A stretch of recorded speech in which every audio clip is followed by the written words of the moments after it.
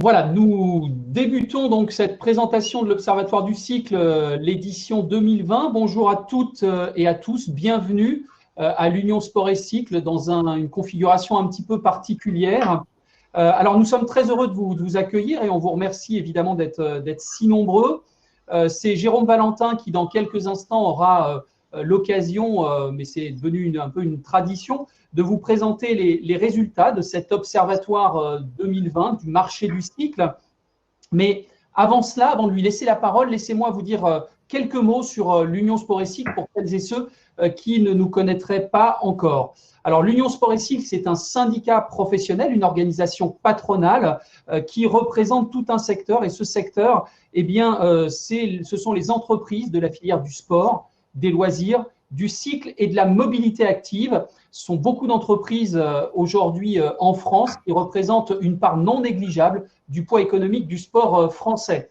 Nous représentons 5 typologies d'acteurs, des entreprises qui fabriquent et installent des équipements sportifs, les marques et les industriels du sport et loisirs, la distribution des articles de sport au sens très large, et puis évidemment tous les acteurs du cycle et de la mobilité active, que ce soit les industriels, que ce soit les distributeurs, les assembleurs, les importateurs, bref, tout le marché du cycle et de la mobilité active. Et enfin, 5e typologie d'acteurs, les loisirs actifs marchands, les salles de fitness, les clubs de foot à 5, etc., qui sont eux aussi nombreux sur l'ensemble du territoire. En quelque sorte, l'Union Sport et Cycle, c'est le syndicat professionnel de l'ensemble de la chaîne de valeur du commerce, du sport et des loisirs et du cycle.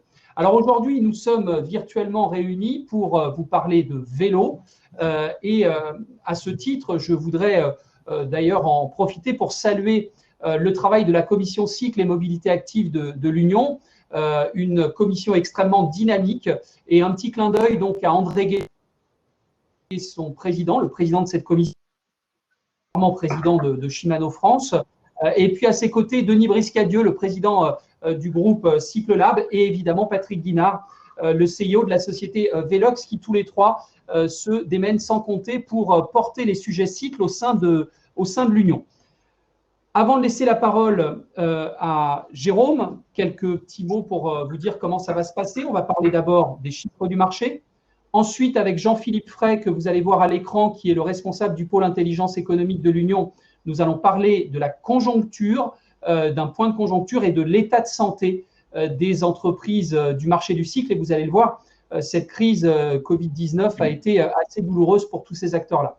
Et puis, on va terminer par une lueur d'optimisme avec Boris Pourreau, qui est le fondateur de Sport Heroes, avec qui nous avons mené une petite enquête. Et vous le verrez quand même, le vélo a une carte à jouer clairement dans cette logique de déconfinement qui nous attend. Et puis ensuite, avec Jérôme Valentin, avec Thierry Ducrest, le délégué interministériel au vélo, avec Pierre Cerne, qui est le président du club des villes et territoires cyclables, et avec Olivier Schneider, le président de la Fédération des usagers de la bicyclette, eh bien, nous ferons un point global sur l'intervention du gouvernement, le plan de relance pour le marché du cycle et comment le vélo va trouver une place prépondérante dans les années à venir. Mais je vous propose immédiatement de laisser la parole à Jérôme Valentin pour nous accompagner et vous présenter tous ces résultats de l'Observatoire du cycle 2019. Jérôme, c'est à toi. Bonjour et bienvenue à toutes et à tous. Est-ce que vous m'entendez bien? Parfait. Alors j'y vais. Écoutez, finalement, comme chaque année depuis maintenant 6 ans, j'ai le plaisir de vous présenter cet Observatoire du cycle.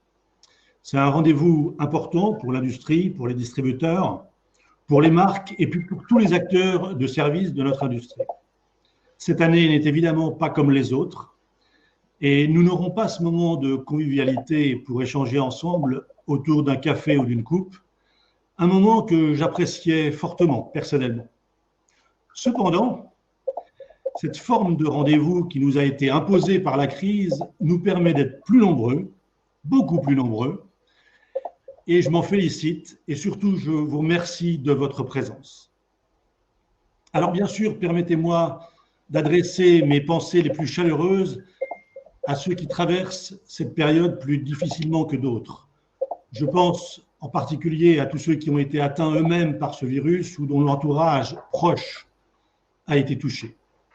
Et parce qu'on n'insistera jamais assez, je remercie aussi très vivement le personnel soignant qui donne tout leur temps et toute leur énergie pour nous sauver de ce fléau. Enfin, je pense que nous pouvons saluer l'action de l'État, des pouvoirs publics, des régions, des collectivités pour préserver le plus possible nos entreprises et nos emplois de cette crise violente. Pour faire partie moi-même d'un groupe international, je peux vous garantir que les mesures que nos pouvoirs publics proposent sont à la hauteur de la catastrophe et que nombre d'entreprises en Europe n'ont pas les mêmes supports. Alors nous pouvons nous en réjouir. Enfin, pour ce qui concerne le secteur du cycle, les annonces d'Elisabeth Borne jeudi dernier sont très encourageantes. Elles témoignent d'une vraie prise de conscience. Le vélo est une solution d'avenir incontournable pour le déplacement des Français. C'est un véritable geste barrière à part entière et c'est un véritable enjeu de santé publique pour nous. Nous aurons l'occasion d'y revenir lors de la table ronde.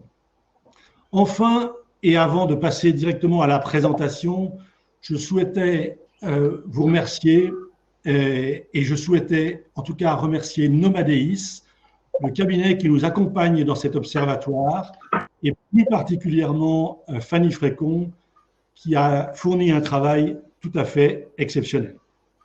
Voilà. Alors, je vais passer sur la présentation que voici. Alors, je vais rentrer très rapidement dans le cœur du sujet.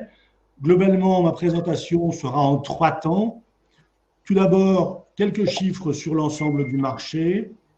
Ensuite, une focalisation, comme d'habitude, sur le vélo à assistance électrique. Et ceux qui assistent depuis quelques années à cette présentation connaissent de présentation. Et puis ensuite, je reviendrai sur l'ensemble du marché avec une focalisation sur les prix et les évolutions par segment. Bien sûr, je conclurai comme d'habitude sur ma vision, sur notre vision des perspectives de notre marché et de notre industrie. Alors, premièrement, vous voyez sur cette slide finalement les chiffres que j'ai présentés l'année dernière pour l'année 2018 et pour l'année 2017. Souvenez-vous, on sortait d'une excellente année 2017 avec plus 10% de croissance à 2 milliards d'euros de chiffre d'affaires. On est monté à 2,1 millions en 2018. Donc, vous voyez bien la structure de cette présentation. Vous avez en bleu les chiffres en valeur de ce marché. Vous avez les pourcentages de croissance d'une année sur l'autre dans les bulles. Et vous avez en jaune le volume de vélos vendus, tous segments confondus. Eh bien, pour l'année 2019, j'ai le plaisir de vous annoncer une croissance de plus 10% du marché en valeur à 2 330 000 euros. C'est une excellente nouvelle, tirée bien évidemment, comme vous le voyez, par 12,6% par la partie cycle, donc l'ensemble des vélos dans tous les segments, à 1,5 milliard, chiffre un peu...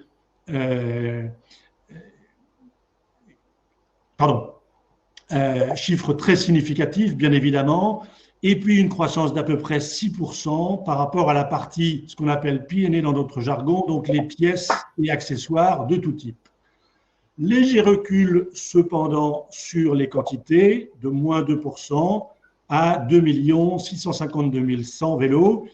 Alors, ce qu'on peut dire, c'est que ça n'est pas surprenant puisque les pays à forte culture vélo comme l'Allemagne, la Belgique ou la Hollande voient ce même phénomène de retrait des volumes, particulièrement sur les vélos traditionnels et au profit des vélos à assistance électrique. Alors, je vais reprendre cette partie en valeur et je vais maintenant vous présenter ces chiffres par canal de distribution. Donc, je commence par les cycles. Donc, si je prends sur cette nouvelle slide le chiffre d'affaires de 1,5 milliard d'euros, on a évidemment les détaillants qui conservent leur part de marché à 55%. Autant dire que ça fait 10 ans que cette part de marché est toujours la même. Et vous voyez que globalement, la croissance de ce segment de distribution est finalement très en phase avec le marché. Deuxième canal de distribution, les enseignes multisports, qui elles ont un tiers du marché. Et globalement, ça n'a pas beaucoup évolué. Vous voyez leur croissance qui est aussi en ligne avec le marché. Par contre, dans les autres canaux de distribution, on se rend compte que les GSA perdent pied très significativement avec moins 40%, et ceci principalement au profit d'Internet et donc des ventes sur le web.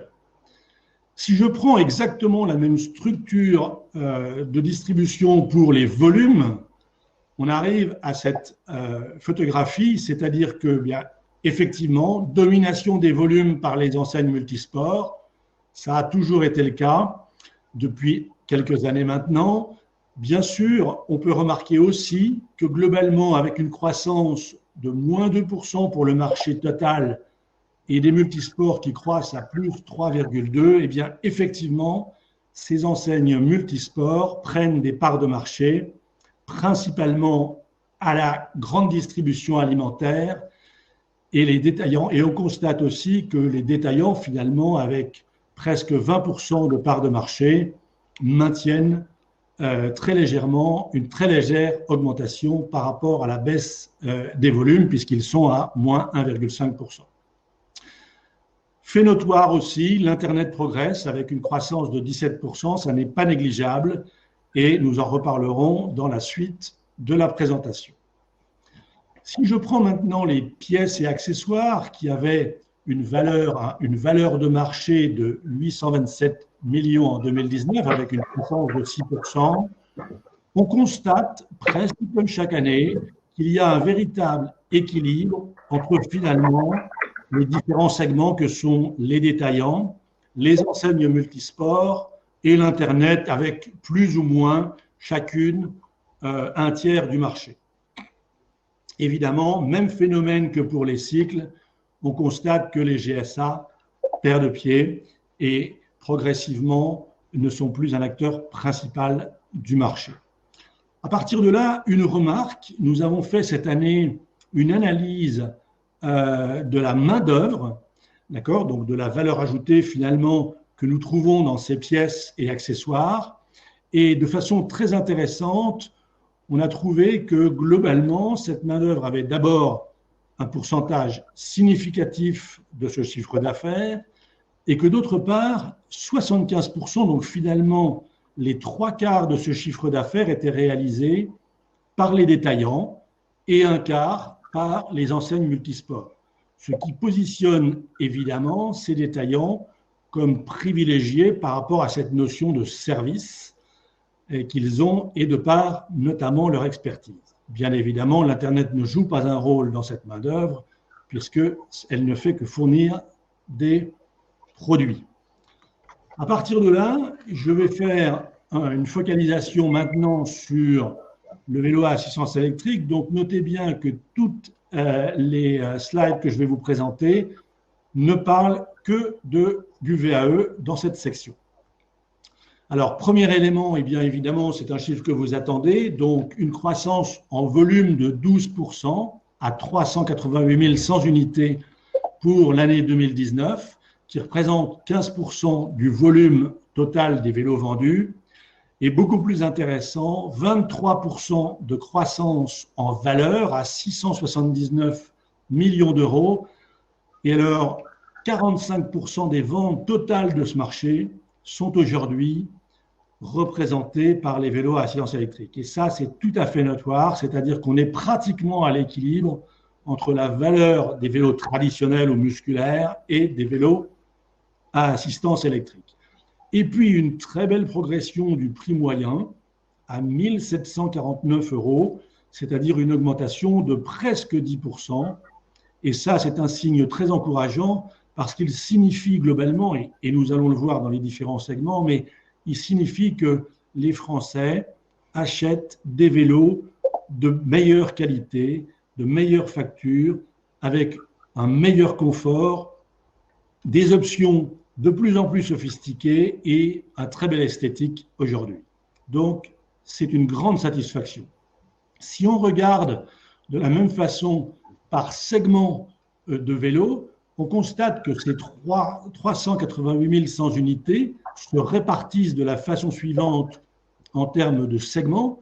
Donc, à gauche, vous avez les vélos plutôt mobilité, les vélos tout chemin et les vélos de ville, qui ont une croissance globalement de 9%, ce qui n'est pas mal du tout, parce que rappelez-vous, nous ne sommes pas un marché à culture de vélo, pas encore, d'accord, et que le vélo de mobilité, aujourd'hui, c'était le plus petit segment de nos marchés, de nos segments d'usage.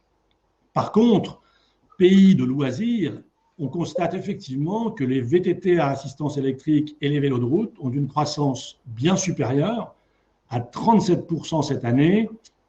Et si vous vous souvenez des chiffres que j'ai présentés pour les vélos de route l'année dernière, en fait, on a doublé le chiffre. On est passé de 4000 vélos à 8000 vélos, ce qui est très significatif parce que les vélos de route à assistance électrique font partie des vélos les plus chers et les plus sophistiqués. Alors, je ne m'étendrai pas trop sur la catégorie autre. Cependant, elle concerne bien évidemment tout un certain nombre de vélos, dont les vélos cargo et principalement les vélos cargo, mais notre segmentation n'est pas encore suffisamment fine pour pouvoir entièrement le détailler.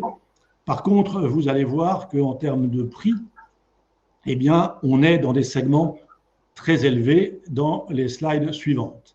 Alors, on affinera progressivement ce dernier segment. Donc, si je regarde effectivement par enseigne cette fois-ci, souvenez-vous, nous avons regardé l'ensemble du marché par enseigne. Cette fois-ci, on est sur le marché des VAE. Dans un premier temps, on est sur le marché en volume. Et donc, vous avez deux histogrammes sur la gauche de la slide. Le premier, c'est l'année 2018, avec les parts relatives des différents canaux de distribution. Le deuxième, c'est la part 2019. Et donc, on voit bien l'évolution. Et au centre, vous avez, de ces deux histogrammes, vous avez le taux de croissance. Donc, on constate quoi? On constate que pour le marché des détaillants et donc pour les vélos à assistance électrique, eh bien, les détaillants tiennent parfaitement leur part de marché relative, puisqu'en fait, on est à 156% avec une croissance de 12 qui correspond exactement à celle du marché. Par contre, on constate au niveau des enseignes multisports, eh bien, qu'elles prennent effectivement la part des GSA. Et presque point pour point, puisqu'en fait, on constate effectivement que l'Internet croît de façon significative en termes de croissance, mais reste une base de marché qui est très faible. Donc, on a effectivement une bonne performance sur le vélo à assistance électrique des enseignes multisports qui développent très bien leur part de marché des vélos à assistance électrique. Je fais maintenant le pendant de cette analyse volume sur l'analyse valeur, et vous avez apparaître les histogrammes à droite du schéma. Et là, on constate que les détaillants, sur un marché qui croît de 23%, sont en croissance de 20%, ce qui est quand même très bien par rapport à la base qu'il représente, à l'importance de la base qu'il représente, 76%, et donc il passe à 74%. Et même phénomène qu'en volume, on constate effectivement que les enseignes multisports eh bien, prennent les parts de marché, principalement au GSA, avec une croissance à noter tout de même si la base reste faible, de l'Internet qui a une croissance de 35%, non négligeable. Je passe maintenant à l'évolution des prix unitaires de ces différents vélos. Alors, je vous rappelle qu'on est bien sûr dans les segments de vélos à assistance électrique, et vous avez sur la gauche du diagramme les différents segments, ville, vélo tout chemin, vélo tout terrain, route et les autres. Et alors, c'est très surprenant parce que nous voyons que les différences d'augmentation sont significatives et différentes en fonction des segments. Quelle explication peut-on en donner? Eh bien, au niveau des vélos de ville, c'est le premier vélo à assistance électrique, le segment des villes, qui a été mis sur le marché il y a plus de 10 ans. D'accord? Eh bien, on constate en fait cette augmentation de prix, c'est que globalement, nous vendons, ou plutôt les consommateurs achètent des vélos de meilleure facture, de meilleure qualité, avec des meilleures options, des moteurs plutôt centraux que des moteurs moyeux, des batteries intégrées, des batteries de plus en plus capacitives, etc., etc. Très bien. Donc, belle augmentation du prix unitaire. Mais vous allez me dire pourquoi ce phénomène ne se passe pas sur les VTC et les VTT. Eh bien, c'est très simple. Nous avons vu que les enseignes multisports avaient une croissance très significative cette année et tiraient en fait la croissance des vélos à assistance électrique. Eh bien, ils ne le font pas au même niveau de prix que les indépendants, que les revendeurs, que les détaillants. Et ceci explique, donc c'est un effet mix, notamment sur les VTT, qui fait globalement baisser le prix moyen de vente, et un effet moindre, mais tout de même, sur les vélos tout chemin. Pourquoi, dans ce cas, les vélos de route restent avec une belle augmentation au niveau de prix? Parce que, globalement, un vélo de route est un vélo très sophistiqué et qu'on en trouve très très peu dans les grandes surfaces, d'une façon générale, et que ce marché est principalement, effectivement, réservé aux détaillants encore à aujourd'hui, ce qui explique sa croissance. Je ne commenterai pas les 5% des autres puisque nous n'avons pas d'analyse suffisamment fine par rapport à ce segment.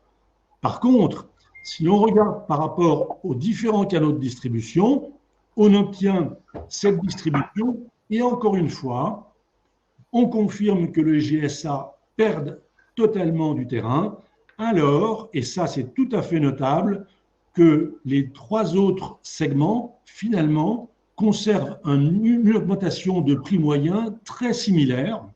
Et ça, c'est très satisfaisant parce que ça veut dire que globalement, eh bien, ces vélos sont tous de meilleure qualité que l'année précédente. Je conclus donc cette slide avec un prix moyen à 1 749 € et une très belle augmentation de 9,8%.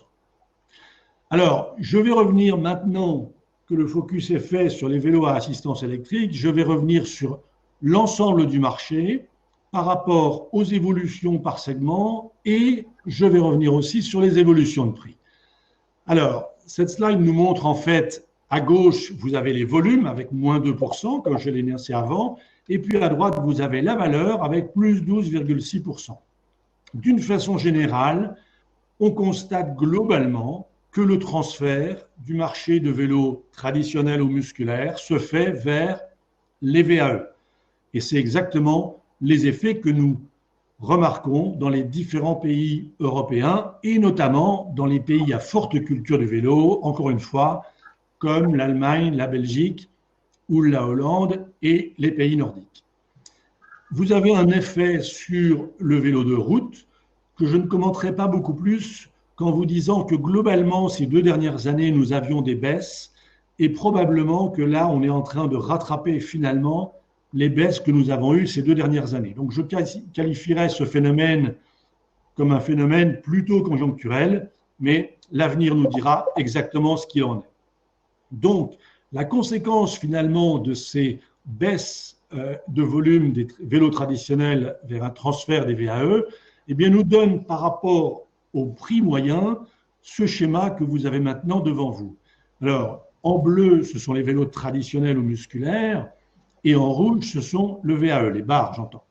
Et là, encore une petite surprise avec des VTC et des vélos de ville qui sont finalement en baisse de niveau de prix, donc les vélos traditionnels tout chemin et de ville, et ceci s'explique clairement par l'effet de transfert vers des VAE. Donc, ça n'est pas un effet de perte de qualité des vélos, mais uniquement le fait que les consommateurs se tournent beaucoup plus, particulièrement sur ces 2 segments, qui représentent le plus grand pourcentage vers des vélos à assistance électrique. Si je regarde au niveau des enseignes, eh bien, on a exactement le même phénomène que dans les vélos à assistance électrique, et ça, c'est très satisfaisant, perte de vitesse très significative des GSA. Et puis, dans tous les canaux de distribution, en incluant l'Internet, on a une très belle croissance du prix moyen. Et ça, c'est très satisfaisant. Voilà pour ce qui est des éléments du marché. À partir de là, quelles sont les perspectives que nous pouvons envisager? Alors, si on regarde, si vous voulez, l'état du marché durant les 7 dernières années, voilà ce que nous trouvons. On vient de passer au niveau du cycle, bien sûr, et en valeur, le milliard 5 de chiffre d'affaires. C'est la courbe que vous avez en bleu, qui est évidemment tirée par la courbe en vert, qui sont les VAE en valeur, et les vélos traditionnels qui, une année sur deux, augmentent, mais très très légèrement par rapport aux dernières années. À partir de là, la perspective des années futures eh bien, est la suivante. Bien sûr, une baisse qui sera probablement, en tout cas estimée sur ce schéma, à peu près 15% liée au Covid de cette année, à la crise du Covid. Il est de nature, dans notre industrie, on a tendance à dire que globalement, les vélos que nous n'avons pas vendus, on ne les vend pas par la suite. Peut-être qu'on en vendra plus, mais en tout cas, on ne rattrape que très rarement les vélos que nous n'avons pas vendus. Donc, on a effectivement ce creux que vous voyez en milieu de schéma. Et puis, à partir de là, je maintiens personnellement, et l'industrie est avec moi, et j'espère que les pouvoirs publics continueront à nous soutenir parce que c'est une condition sine qua non pour atteindre, comme je l'ai dit depuis maintenant 3 ans, 1 million de VAE en 2025. Donc ça, c'est en termes de quantité. Une valeur moyenne, vous voyez, finalement, de 2 000 € par VAE. Et finalement, pour une pénétration de ces vélos à assistance électrique par rapport au marché des vélos adultes, eh bien de 50%. Voilà. Donc, je considère qu'on a une très belle perspective dans l'avenir, avec bien évidemment la condition que les pouvoirs publics continuent à la culture du vélo et à nous soutenir par des aides diverses et variées, comme celles qu'ils ont mis en place mercredi, voire jeudi dernier. Voilà, j'ai fini la présentation de cet observatoire et je vais passer la parole au prochain orateur. Je vous dis à très vite pour la table ronde.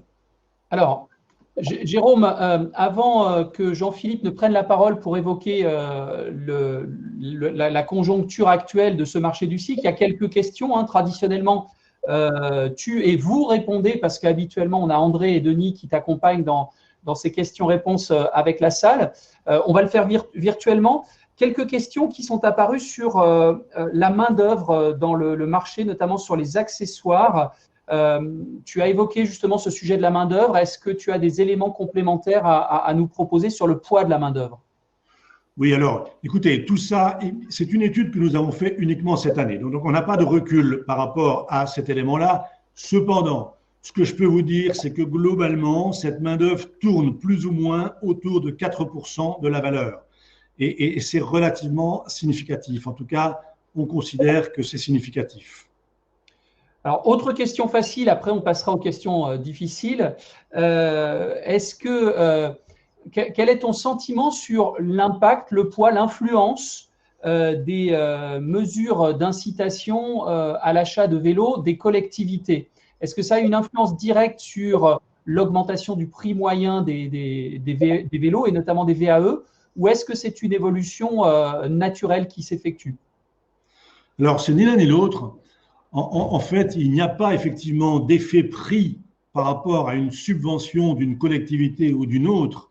Ce qu'on constate, c'est que globalement, ces vélos que nous vendons, que l'industrie du cycle vend, que les différentes marques vendent, sont de plus en plus sophistiqués.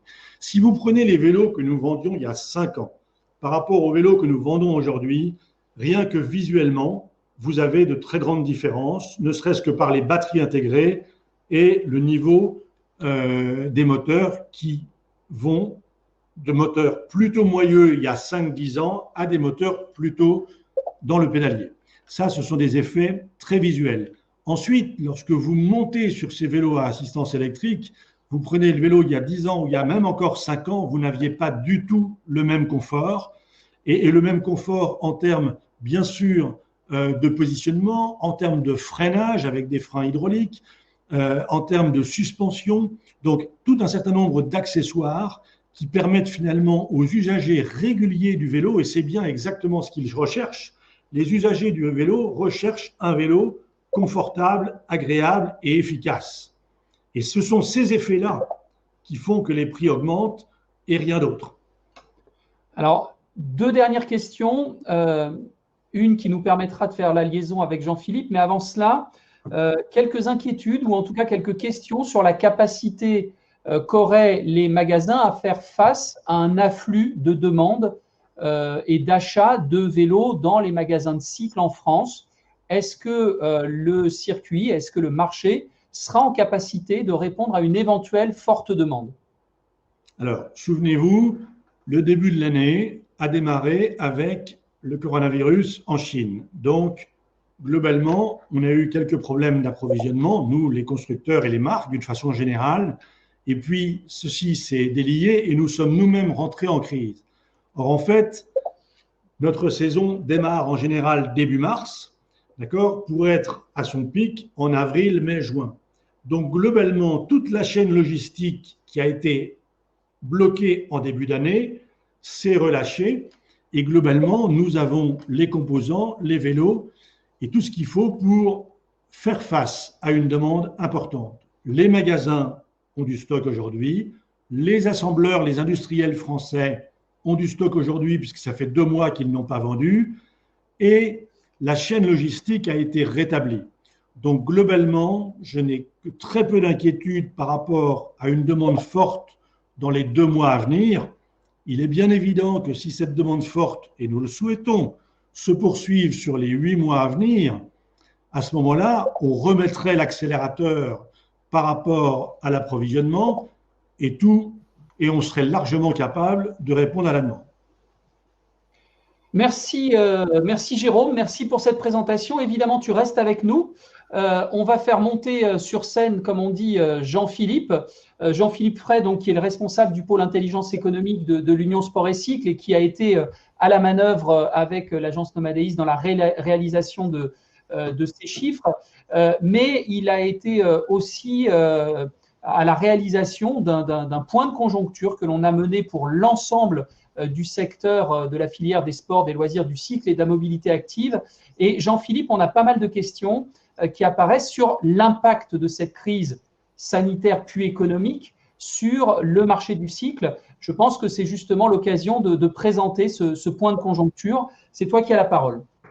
Bonjour à tous. En effet, c'est comme l'a dit Jérôme, le choc a été très brutal pour l'ensemble de l'écosystème du cycle. Les importateurs, les loueurs, les fabricants, les magasins, tous ces acteurs ont été touchés directement et de plein fouet par la crise du coronavirus. Alors à l'Union, on a essayé d'évaluer le montant de ces pertes des magasins. Donc on a réalisé une petite enquête de conjoncture du 23 au 27 mars 2020.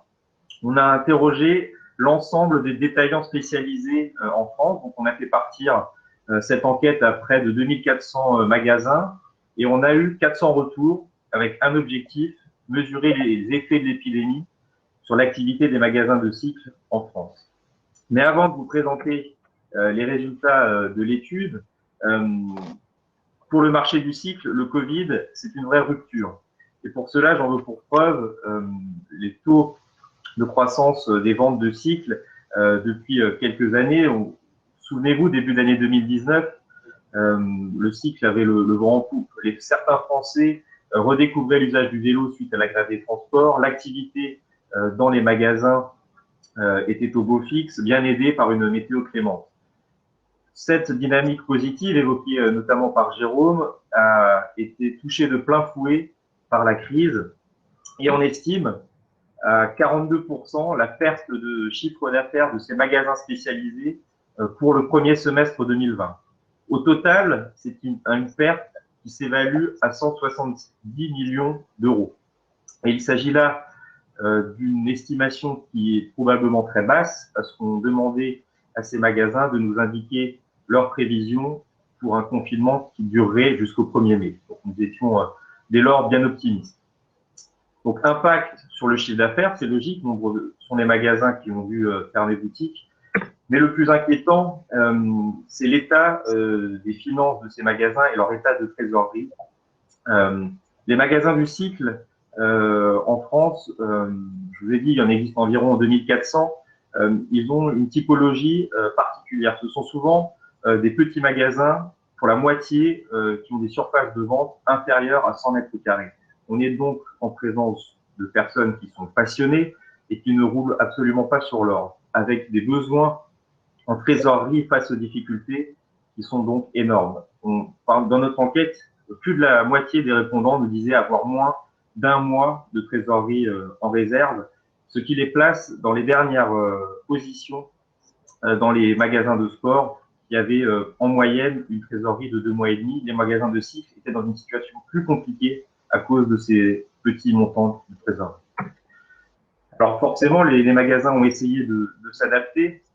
Plus de la moitié d'entre eux ont mis en place des chômages partiels.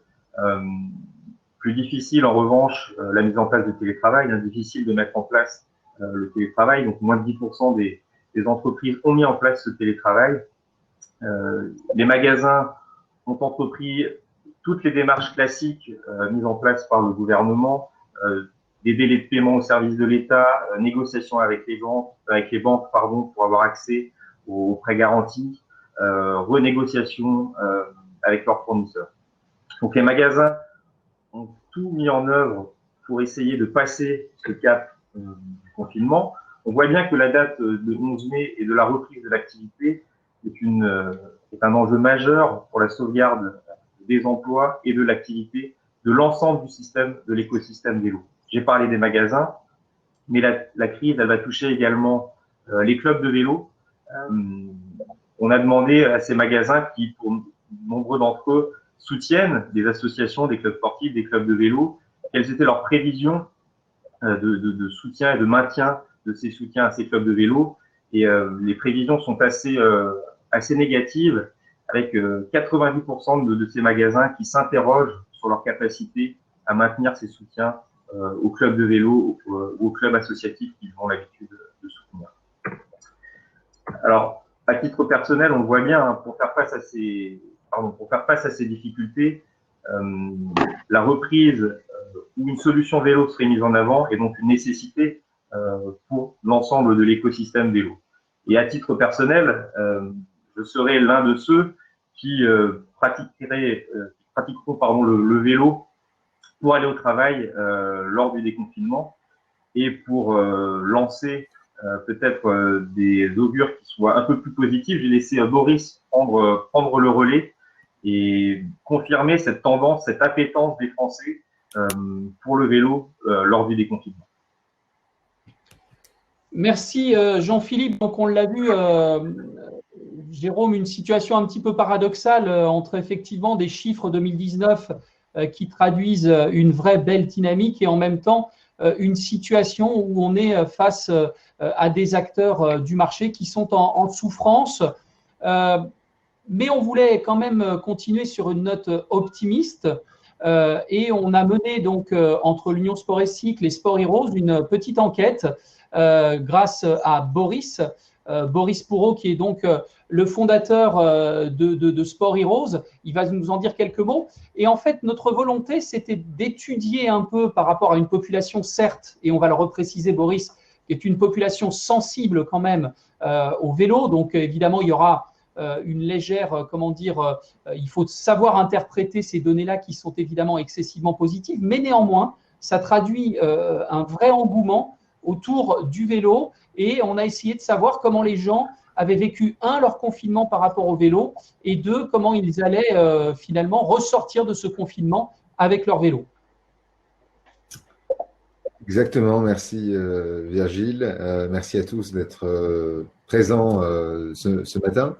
Alors, je ne sais pas, est-ce que je peux remettre moi la présentation, Virgile, à l'écran? C'est bon, tout le monde la voit là, ouais. Du coup, effectivement, nous, on s'est intéressé en cette période à la pratique sportive en général et à celle du vélo en particulier.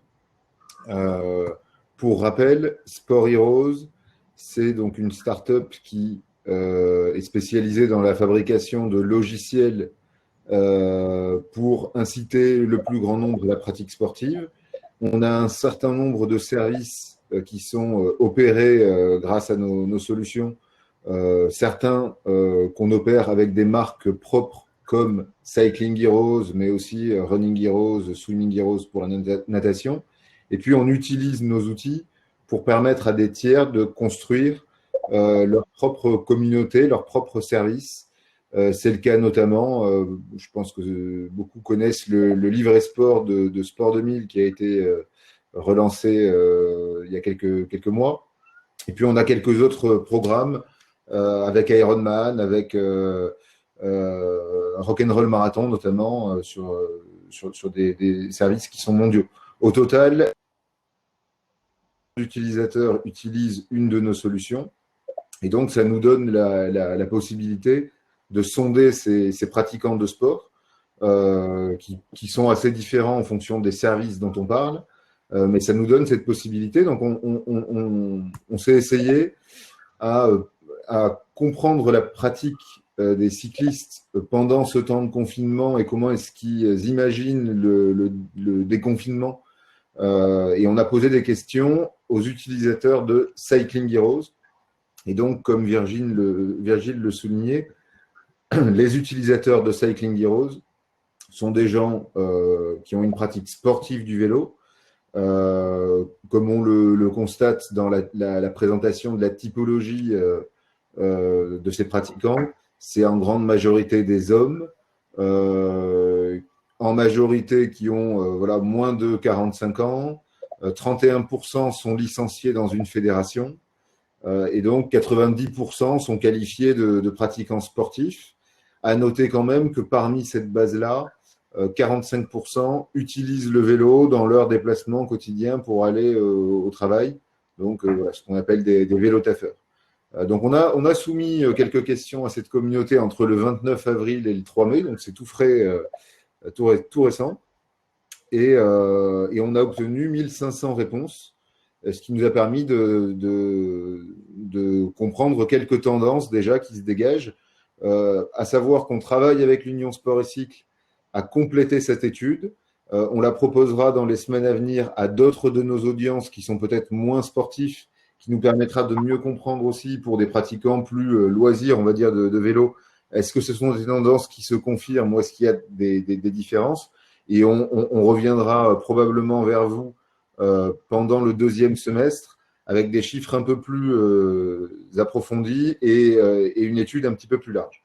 En tout cas, les premières tendances, elles sont intéressantes et effectivement, je pense qu'elles doivent nous permettre d'être optimistes dans la période et Dieu sait qu'il faut le rester. La première chose, c'est une explosion de la pratique du home trainer. On s'en rend compte parce qu'on a tous des amis qui nous challenge et qui s'entraînent depuis quelques semaines en home trainer. La réalité, donc, quand on demande à cette population, aujourd'hui, 56 un home trainer. On a 75% des répondants qui déclarent s'entraîner sur home trainer au moins 3 fois par semaine. Donc, il y a une pratique, en tout cas, qui continue et les gens confinés essayent de garder la forme au travers de leur pratique de home trainer.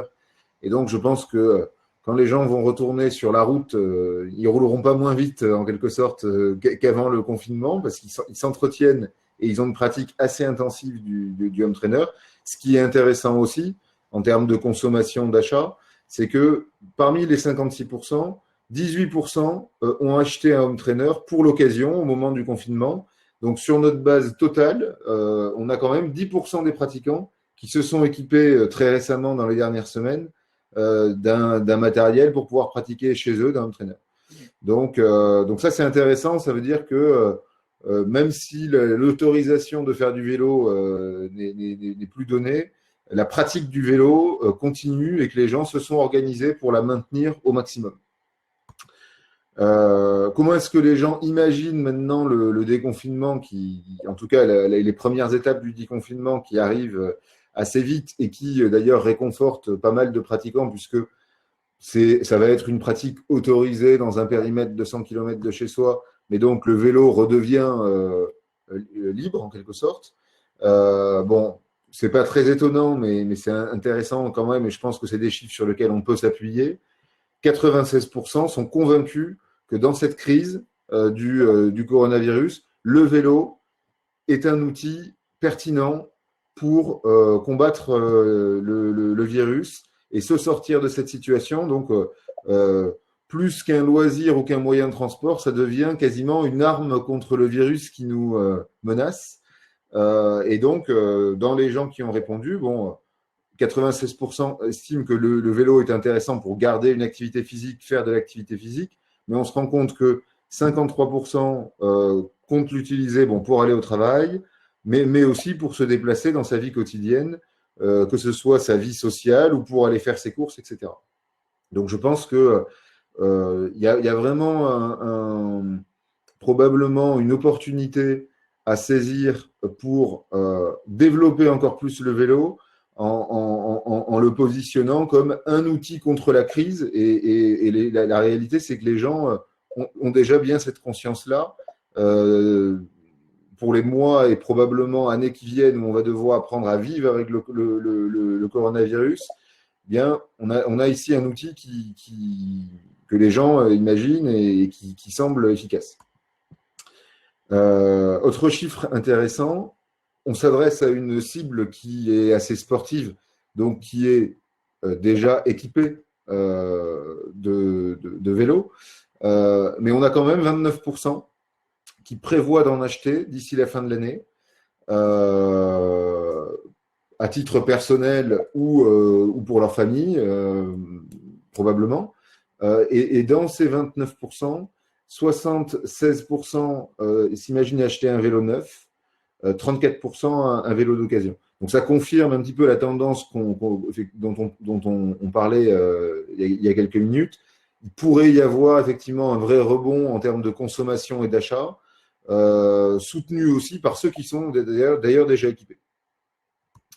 Enfin, dernière chose intéressante, quelles sont les attentes des pratiquants de vélo pour le déconfinement? Et ça fera la transition avec la rubrique suivante. On se rend compte que les gens attendent des gouvernements, des acteurs du cycle, premièrement des parkings sécurisés, puisqu'effectivement, si je m'imagine prendre beaucoup plus mon vélo pour aller au travail, pour aller faire des courses, pour aller rendre visite à des proches, j'ai besoin de m'assurer que mon moyen de transport puisse rester en sécurité. Pistes cyclables, davantage d'infrastructures en fait pour me déplacer.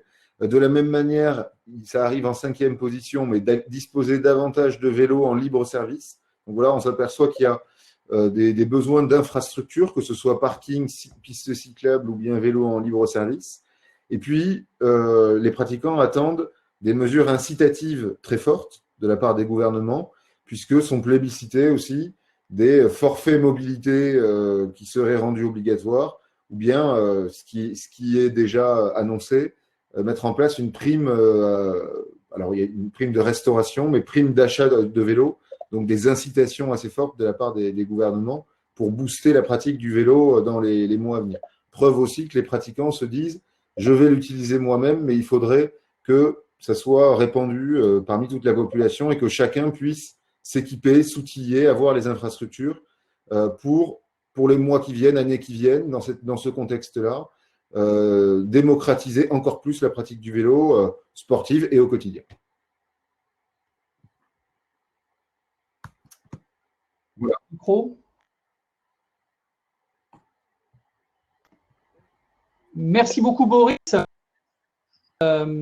C'est une transition idéale pour évoquer avec nos prochains invités justement la notion de vélo comme geste barrière et puis surtout la place du vélo après le déconfinement. comment le vélo va prendre une place peut-être, on l'espère, plus importante dans le quotidien des Français. Boris va nous quitter dans quelques instants. Merci encore de cette intervention. Et puis, je vais me permettre de vous représenter donc nos trois invités que je vais faire monter sur scène, puisque c'est comme ça qu'on le…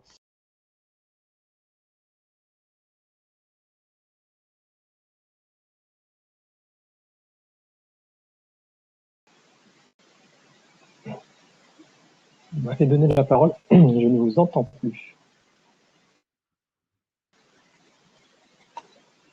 Virgile est descendu de scène, donc on l'entend plus.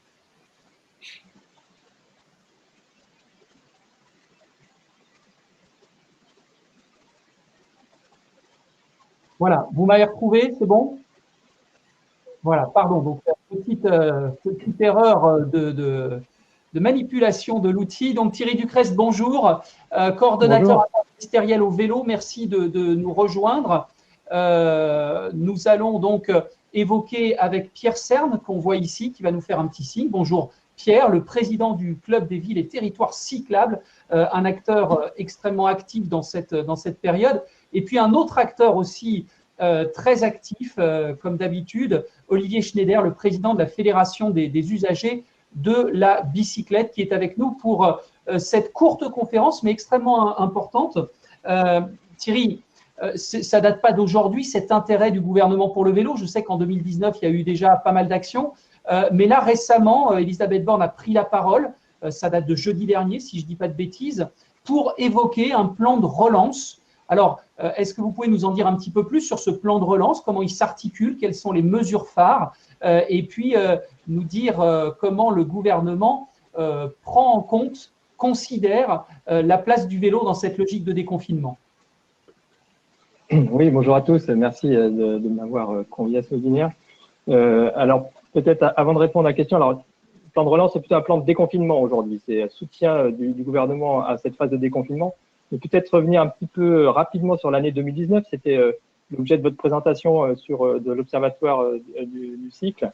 Voilà, l'année 2019, elle a été importante pour le vélo dans le cadre du plan vélo du gouvernement, qui, je rappelle, a pour objectif de tripler la part du vélo dans les déplacements du quotidien. Et donc l'année 2019, c'est la première fois que l'État met de l'argent sur le développement des pistes cyclables, 43 millions d'euros qui ont été engagés là-dessus pour soutenir 150 projets sur tout le territoire national. C'est aussi le démarrage des travaux pour préparer le marquage des vélos obligatoire au 1er janvier 2021, donc en partenariat en particulier avec la FUB et l'Union Sport et Cycle.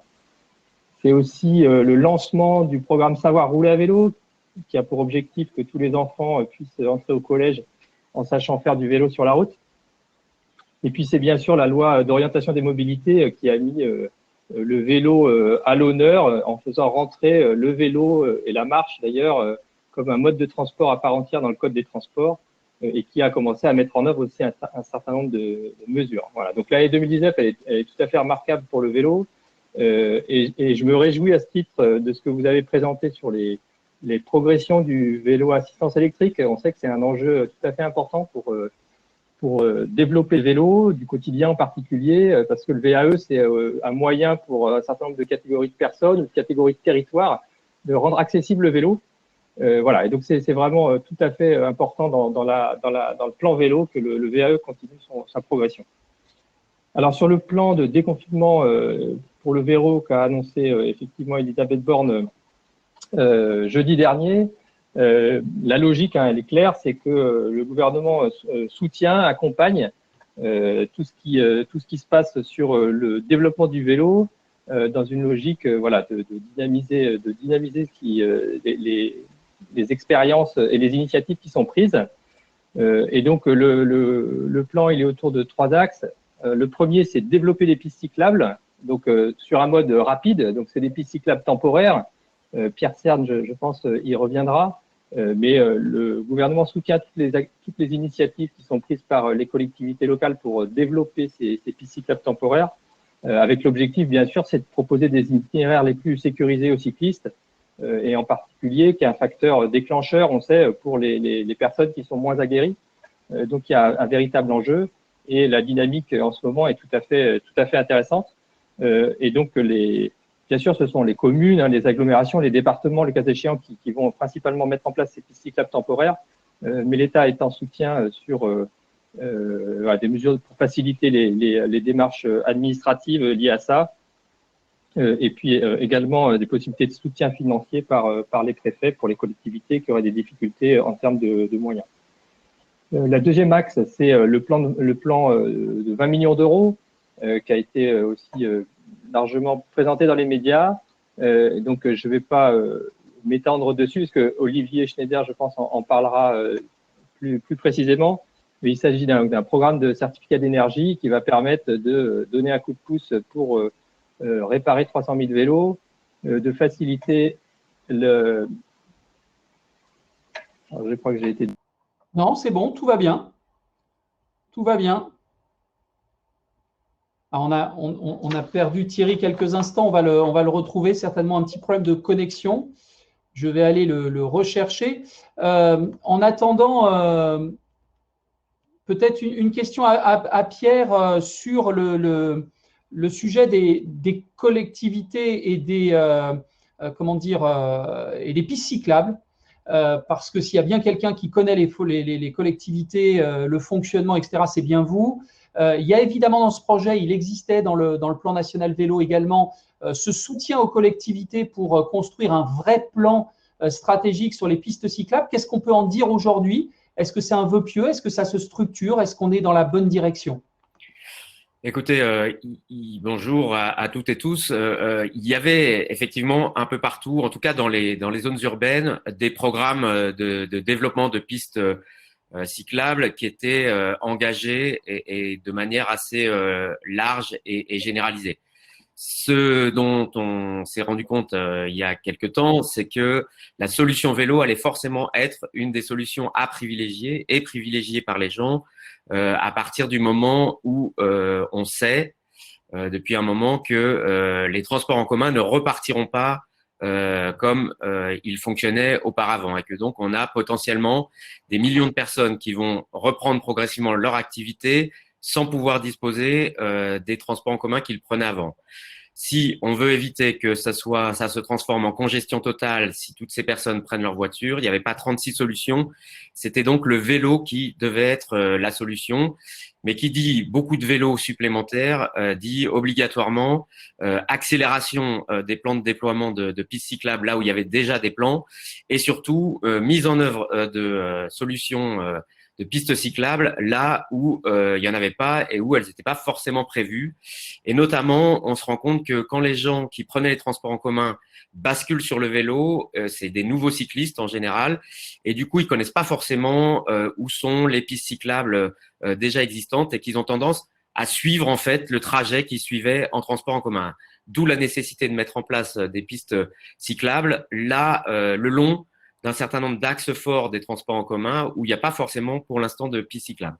Et donc, la solution qui a été privilégiée est celle des aménagements cyclables temporaires qui permettent dans un premier temps, en quelques jours, de mettre en place un aménagement avec du barriérage, des plots, des choses donc légères, de la peinture pour être bien sûr qu'on repère bien l'espace qui est réservé au vélo, des panneaux, de la signalisation, mais tout ça peut se faire de façon très rapide. Et l'idée est que le 11 mai, on ait des centaines de kilomètres d'aménagement de ce type en place, là où on aura besoin d'accueillir des dizaines de milliers, des centaines de milliers de cyclistes nouveaux. Et donc, c'est une sorte de course de vitesse dans laquelle on est engagé. Ça nécessitait de lever un certain nombre d'obstacles aussi, des obstacles réglementaires, un accompagnement technique aussi, puisque toutes les collectivités ne savent pas forcément faire ça correctement, ou en tout cas n'ont pas l'habitude forcément de le faire. Et donc, tout ça est en train d'être finalisé. On a, je pense, déjà aujourd'hui un certain nombre d'endroits où c'est en train d'être installé. Je sais que dans le Val-de-Marne, ils ont eu les dernières autorisations hier soir, donc dimanche soir, et que ils sont en train de déployer des kilomètres là en ce moment même sur les départementales du Val-de-Marne. Je pense que c'est pareil à Paris et pareil en Seine-Saint-Denis.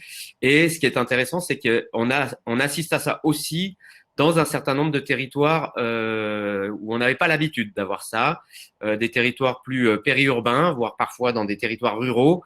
Et c'est très intéressant parce que ça veut dire qu'on est en train de préparer en fait l'utilisation du vélo dans des territoires où c'était réputé être quelque chose qui n'était pas adapté ou quelque chose qui n'était pas demandé. Donc, on va avoir quelque chose, je pense, d'assez énorme. L'avantage, c'est que c'est assez souple, hein, c'est quelque chose d'assez adaptable, ce type d'aménagement temporaire. Et donc, on va pouvoir expérimenter, voir où c'est le plus adapté, ou les endroits éventuellement où il vaut mieux ne pas en mettre, histoire que ça devienne évidemment de plus en plus pérenne et que on installe ça de façon non pas temporaire à terme, mais éventuellement définitive. Alors, ça me renvoie sur une deuxième question, Pierre, très court. J'ai vu des questions passer là sur le chat et sur les questions. On sent bien qu'il y a ce besoin pour le déconfinement. On avait vécu une campagne municipale où le vélo s'était largement invité dans la campagne municipale, mais pour autant, on voit bien entre le préfet, les maires des villes, il y a quand même parfois un peu de difficulté de compréhension. Alors, est-ce que, puisqu'il y a un deuxième tour des municipales normalement, est-ce que le vélo va continuer à prendre de la place dans le débat public et politique, ou est-ce que c'est simplement pour le déconfinement? Comment on va faire pour l'installer durablement? On avait effectivement constaté que le vélo avait fait irruption dans les campagnes électorales. Olivier Schneider, je pense, en redira un mot, puisque avec l'énorme importance qu'a pris le baromètre de la FUB et Parlons Vélo, qui était une demande un peu envoyée à l'ensemble des candidats au municipal de se positionner. Et Dieu sait si on a vu énormément de candidats se positionner. Ce qui est intéressant, c'est que c'était un peu du virtuel pendant la campagne des municipales. Là, le virtuel a fait irruption dans la réalité. Et je vois mal comment, alors qu'on verra partout fleurir des aménagements cyclables temporaires, la question ne sera pas au cœur des municipales qui vont se tenir probablement à l'automne. Ce sera dans le paysage. Et donc, à partir du moment où ce sera dans la réalité des paysages, il n'y aura pas le choix. La question, c'est est-ce que ça va rester quelque chose de consensuel, comme ça a l'air de l'être en ce moment, ou est-ce qu'il va y avoir un conflit ou des conflits par endroits entre les usagers de la route habituels et les nouveaux usagers qui auront pris leur espace dans l'espace public et sur la voirie. Et un de nos rôles est d'essayer que ça se passe de la manière la plus fluide possible, dans le moins de conflictualité possible. Et pour ça, il faut, si vous me permettez l'expression, pas qu'on se plante. Et donc, mieux on réussira en fait cette phase de mise en œuvre des aménagements temporaires, qu'on montrera que c'est possible en fait de faire passer beaucoup de vélos sans congestionner tout et sans avoir du conflit d'usage sur ces voiries. Et plus la question sera non conflictuelle et plus la question sera simple à porter pour des élus qui effectivement, on le sent hein, déjà dès aujourd'hui, on le sent. Les élus qui se positionnent, on sent bien qu'ils sont quand même encore pour certains en campagne électorale. Quant à la question des préfets, eh ben voilà, ici il faut aller comme l'a fait la FUB jusqu'à devant les tribunaux pour leur faire comprendre que les choses, qu'il y a la loi et qu'ils sont censés appliquer la loi et pas l'interpréter. La ministre Borne nous aide bien puisqu'elle a rappelé clairement les choses aux préfets, mais manifestement il y a certains endroits où il faudrait faire, on va dire, allez, pour être très cool, beaucoup de pédagogie avec les préfets, voilà.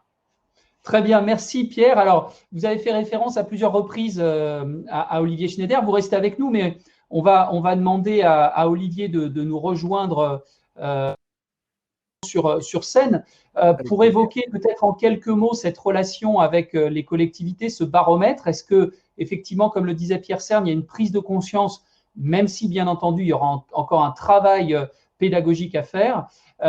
Et puis la deuxième question, on va essayer de répondre assez brièvement, Olivier. Et la deuxième question, on a beaucoup d'interrogations qui nous arrivent sur, mais cette aide à la réparation, comment ça marche? Donc Olivier, réponse à la première question. Et ensuite, je sais que tu as une petite présentation à nous proposer. Merci Virgile, j'espère qu'on m'entend bien.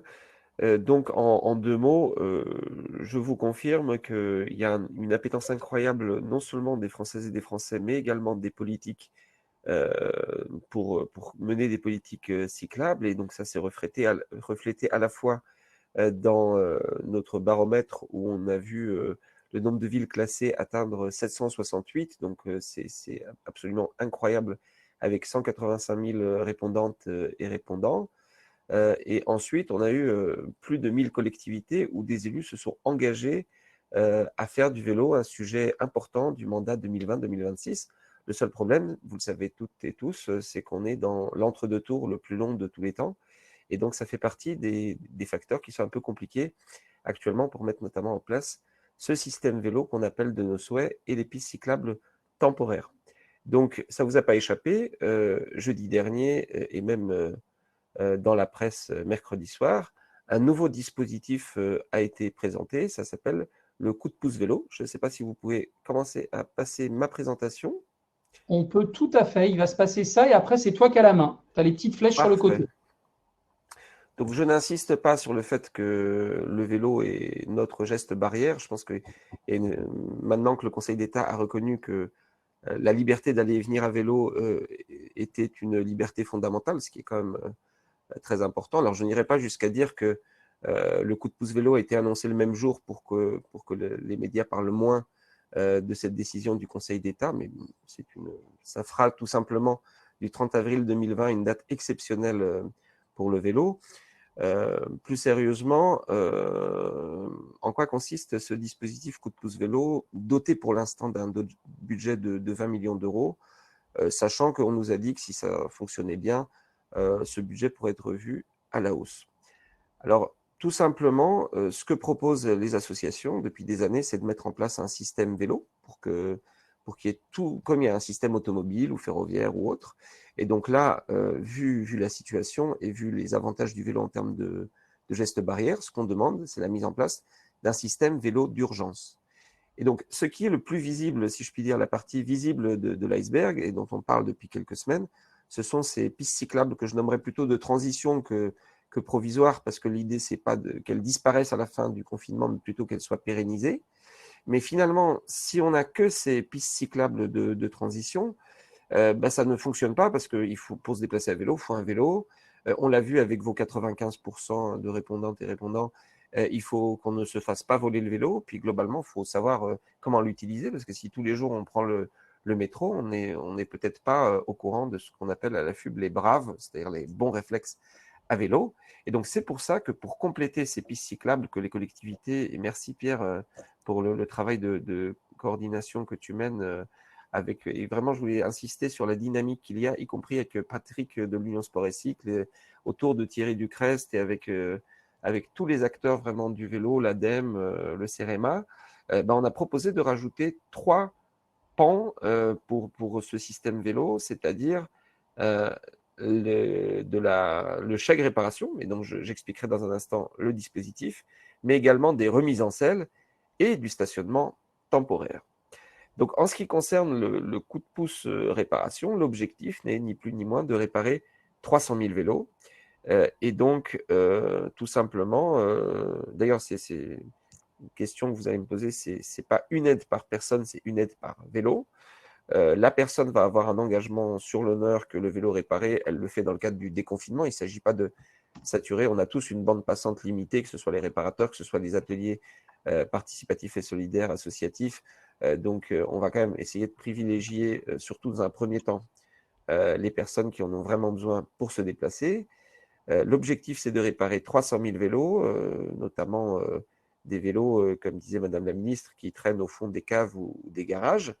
Et donc, l'idée, c'est pas de régler toute la facture et ensuite qu'il y ait des formulaires compliqués pour le client pour se faire rembourser des mois plus tard 50 €. L'idée, c'est que le client n'ait à charge que la TVA du moment que la réparation fait moins de 50 € hors taxe. Évidemment, on va avoir besoin d'être sûr que le même vélo ne se fait pas réparer plusieurs fois. Et donc, dans ce cadre-là, alors soit il faudra que le vélo dispose d'un marquage. Vous savez que les marquages seront obligatoires pour les vélos neufs à partir du 1er janvier 2021, soit on a trouvé une autre solution pour les vélos qui n'auraient pas de marquage. Et donc, ce sera, vous allez prendre le nom, prénom, la date de naissance et le numéro de téléphone du client. En envoyant un SMS, un texto, on va vérifier que c'est un numéro valide. Et comme ça, on aura une preuve relativement fiable sur le fait que le vélo, en plus, on va faire une photo du vélo et on pourra déclencher les 50 €. Comment ça va se passer pour les premiers intéressés aujourd'hui, c'est-à-dire ceux qui nous regardent, notamment les vendeurs de vélos et les professionnels de la réparation. Donc vous aurez, et normalement ça doit être en ligne dans la journée, normalement ça devait l'être à 11h30, je vais regarder mon texto, est-ce que j'ai déjà un texto, enfin c'est en train d'être lancé, donc vous irez sur la plateforme coupdepoucevélo.fr et donc vous allez vous inscrire, vous allez donner vos données habituelles, enfin adresse, téléphone, extrait de cabis, siret, etc. Et vos dribs, parce que l'important c'est de vous régler. Et donc, des salariés de la FUB et de notre partenaire Roseau vont valider une par une ces candidatures.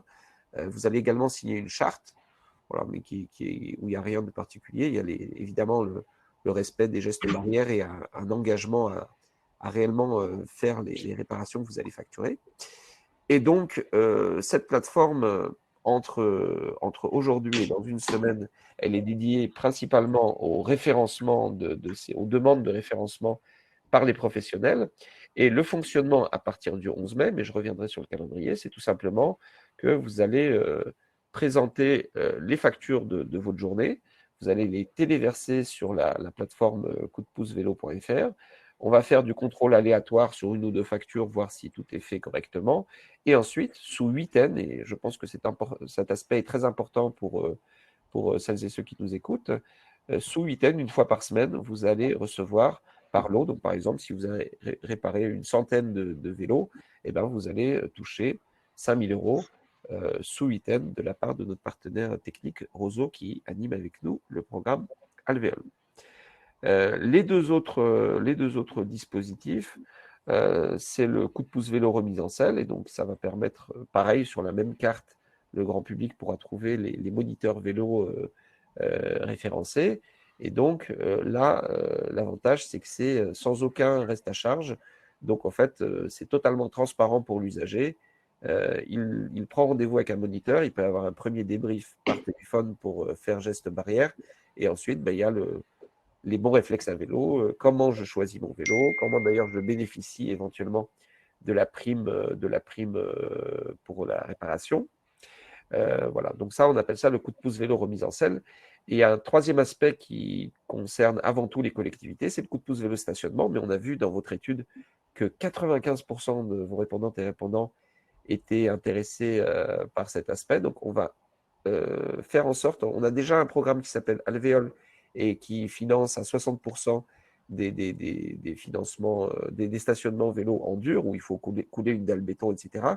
Là, pour les dispositifs plus légers, on va également permettre ce financement à 60%. Et donc, pendant quelques mois, ça va servir pour le stationnement vu de surplus sur les pistes cyclables. Après, évidemment, ces stationnements devront être pérennisés, mais ces stationnements provisoires seront à la disposition des collectivités pour gérer, pour projeter des capacités de stationnement lors d'événements sportifs ou culturels, par exemple. Voilà.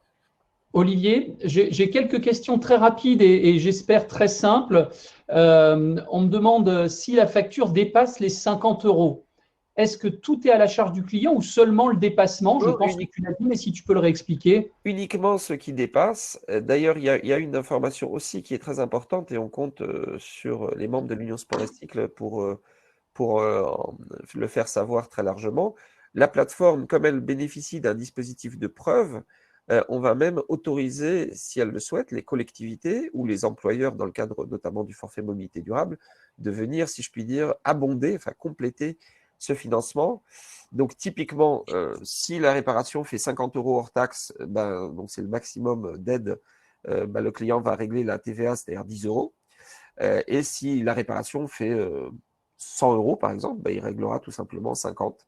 Là où c'est plus compliqué, c'est quand la réparation fait moins de 50. Par exemple, une réparation à 24 €, c'est 20 € de hors taxe et 4 € de TVA. Bien que ce soit en dessous de 50, s'il n'y a pas de collectivité ou d'employeur qui complète, eh bien, le client aura à sa charge les 4 € de TVA.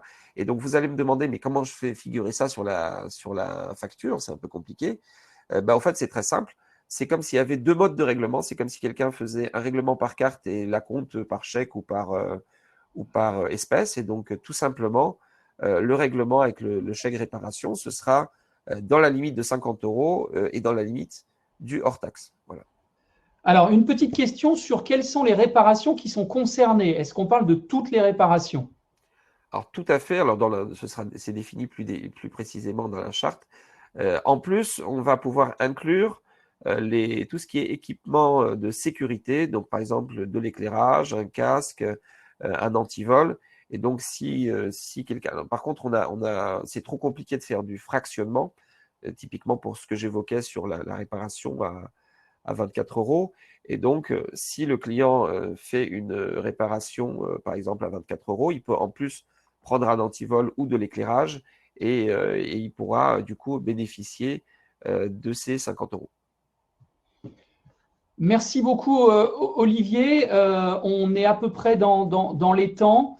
Un grand bravo pour toute cette action et ça va me permettre de redonner la parole à Thierry Ducrest que nous avons retrouvé, qui doit être en ligne par téléphone avec nous. Thierry, vous êtes bien avec nous?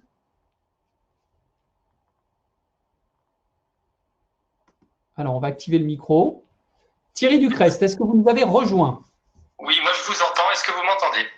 Nous vous entendons très bien. Merci d'être revenu avec nous. Donc, on a bien entendu le début de votre prise de parole, notamment sur cette mise en place par le gouvernement d'un certain nombre de mesures. Olivier Schneider vient de préciser un petit peu les modalités de mise en place de cette aide à la réparation.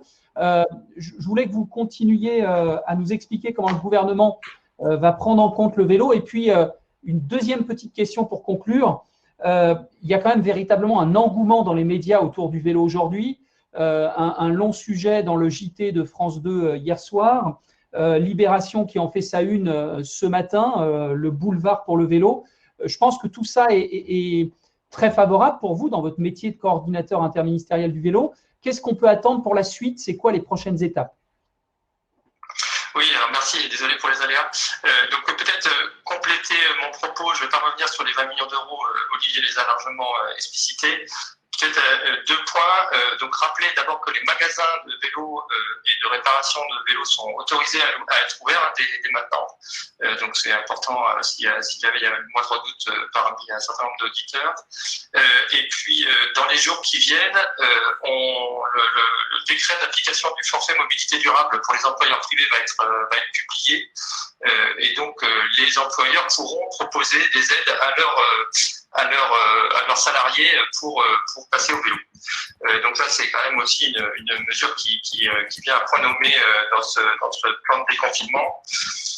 Sur la suite, écoutez, c'est difficile de faire des pronostics, tout va très vite, tout change très vite. On voit que toutes les mesures ont été mises en place là, en quelques semaines. Mais ce que je remarque, c'est que vous m'entendez?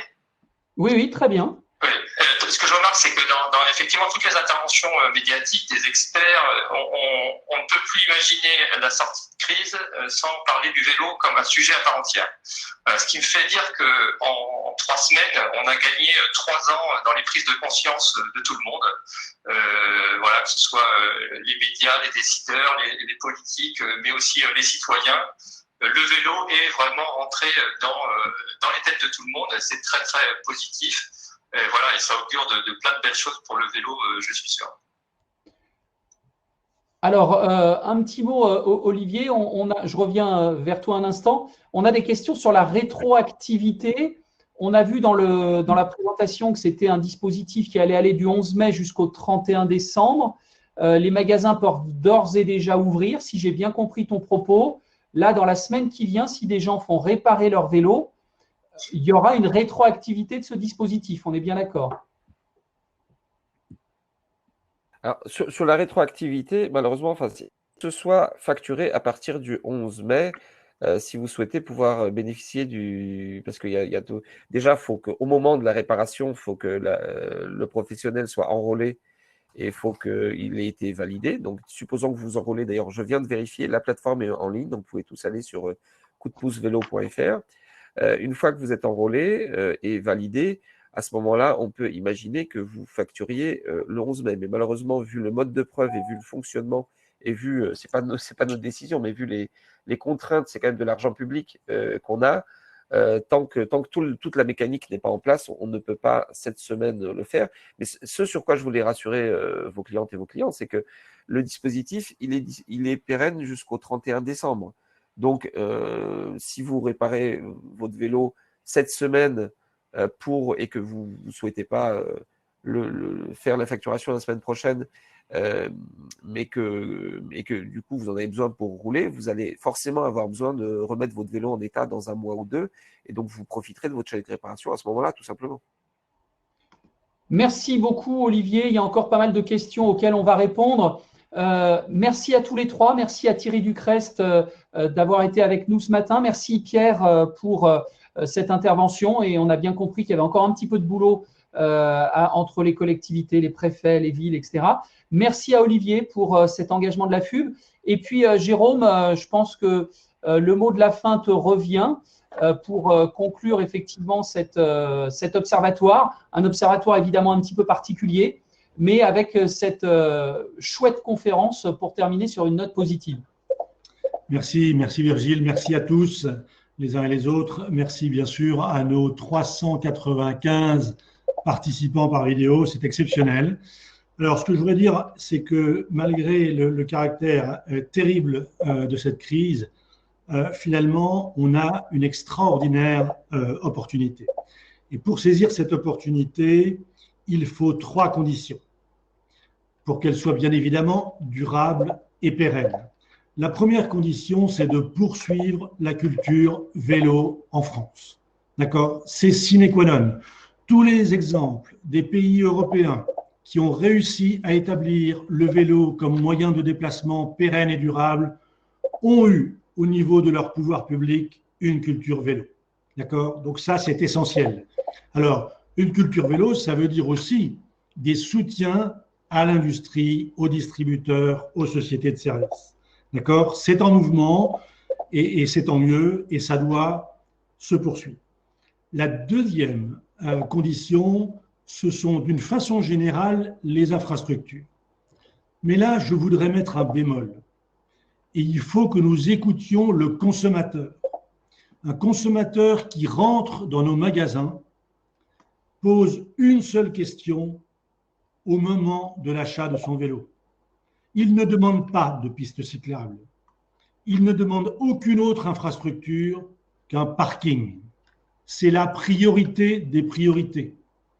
Et avec le développement des vélos à assistance électrique, ce parking doit être électrifié. Voilà. Et là, on aura une explosion, un tsunami, comme on a l'habitude de dire, du développement non seulement de l'industrie du vélo pour nos industriels et distributeurs, mais aussi de l'usage du vélo. Ça, c'est la deuxième condition. Et enfin, la troisième condition, c'est d'avoir une industrie d'une façon générale qui soit prête à ce challenge.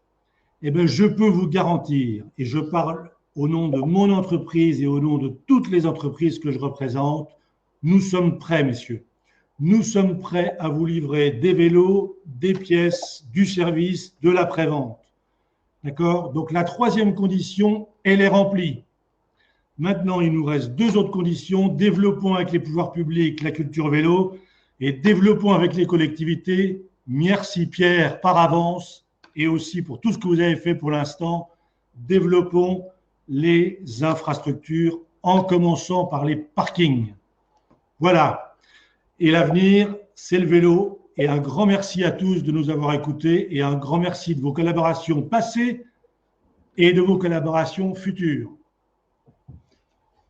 Merci beaucoup, merci à tous. On va conclure là-dessus. Une très belle journée, portez-vous bien et puis Vive le vélo, hein, vive la République et vive la France, c'est bien ça. Bonne journée à tous. Merci.